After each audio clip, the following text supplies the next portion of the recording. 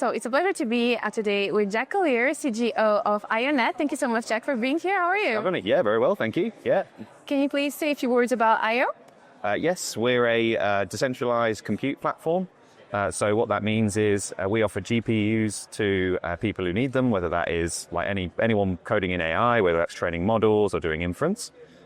And what makes us unique is on the supply side of things, people are able to volunteer their own GPU supply onto our network, whether that be sort of large enterprise grade data centers, all the way through to just people with GPU sets at home or your own laptop. They put that onto our network, and then we're able to serve that to consumers. And because the GPU access is so diversified, we're able to sort of offer to many use cases that people have when they're sort of wanting to build in the AI space. I see. The GPU shortage has become a global bottleneck. What was the exact moment that made you realize a centralized GPU network could be the solution? Okay, so the main problems that people have in AI at the moment is on compute, and most of the time it's because they're relying on large hyperscalers for all of their compute needs. And these hyperscalers own about 70% of the global supply. 3 of them own 70% of the global supply of GPUs. So they command a lot of power within the market. And what that creates for people when they're trying to build, especially like a small AI startup, it means those startups are having to pay high prices for their GPUs. They're having to get on wait lists. They're also having to lock in 6 to 12-month contracts with these hyperscalers. And when you're like just starting out, you don't know how much GPU access you're actually going to need. You wanted to try and innovate. Cost, you're really cost constrained. And so we feel at IO there's a better way. And what we essentially do is tokenize GPUs. So, other data centers that maybe aren't the main hyperscalers can put their supply on our network. Like I said earlier, like anyone, even just like enterprise, like people with devices at home can put that on the network. And we've created a platform where people can come on and literally just use the GPUs when they need it. So you can spin up on demand, literally program the amount of compute you need to say, right, I've got this specific job.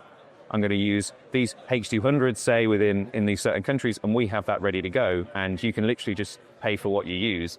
And so it's quite a novel solution to that problem. And so what that means for AI startups is they're able to innovate more quickly because they are getting more value for their money.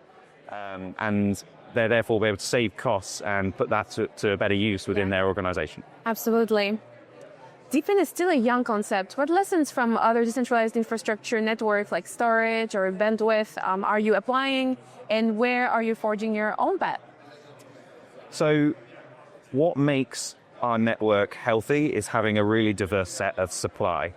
And so we've spent a lot of time making sure that we're getting supply across the right geos, making sure we've got the right chipsets, and making sure all of that supply is performant, right? We have a tokenomic model whereby when people put their devices on our network, they stake IO token.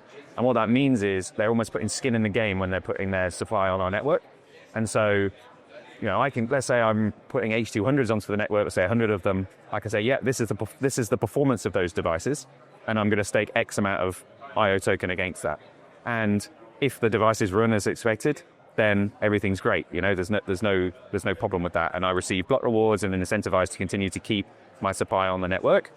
But if something was to happen that wasn't in keeping with what I said that this device could do, then obviously there's always the potential that stake amount could be slashed somewhat.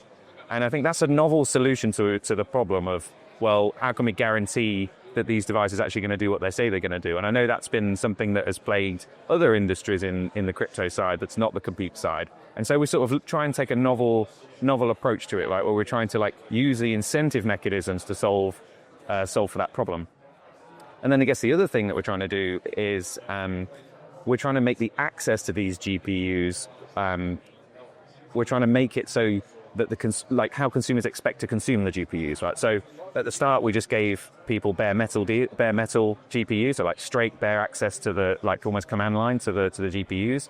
But now people can interact with them on their own terms. So we've got virtual machines on demand, so you can interact with the GPUs using that, Kubernetes and containers. So it's really whatever you want, we kind of have. So we're trying to commoditize the access to these GPUs as well to meet the consumer where they're at. I see.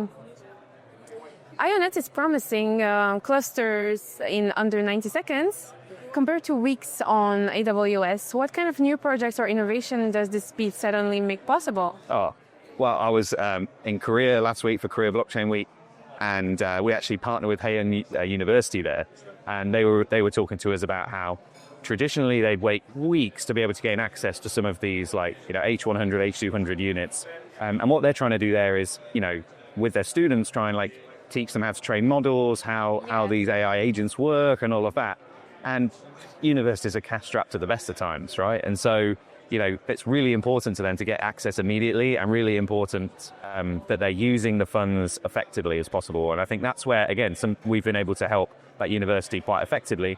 We're able to literally serve up the right GPUs to them. They can use the models on demand and train the agents as they wish. And these students are able to do more, they're able to learn faster because they're able to consume as much GPU usage as they need within the cost that they have. So, we have that all the way through to people who are trying to create, building in robotics, and those robotics, we need to train the models as well there, so it's really whenever you sort of need GPUs to train models or run inference in local areas, we kind of have that, and we have multiple examples of that across many different industries. Okay, and last but not least, how can people get involved with IO.net? What are the tools and products available in the IO.net ecosystem?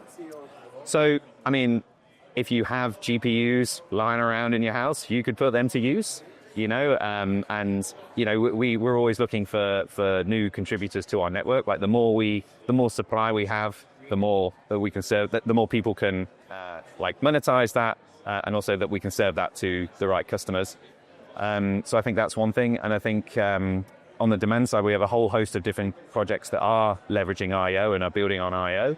And so I would say, if you are wanting to train a model, even if you're just an individual, or a developer, all the way through to founders or small teams, if you want to innovate more quickly and you want to save on costs, IO is definitely the solution for you. If you're fed up of being on a wait list with AWS or GCP, and you're fed up of paying through the nose, the decentralized GPU, our decentralized GPU cloud is the people's rebellion against big tech. It's we're here to help you save money, and we really want to try and advance AI as best we can. And like I say, if you're paying too much for the fundamental infrastructure, then you're not going to be able to you're not focusing on the consumer product that you're trying to build on the top. So all you need to do is go to io.net today and, like I say, contribute your GPU or consume the GPUs we have on our network. And on this exciting note, thank you so much, Jack, for your time. It was great, and enjoy talking. Cheers, thanks.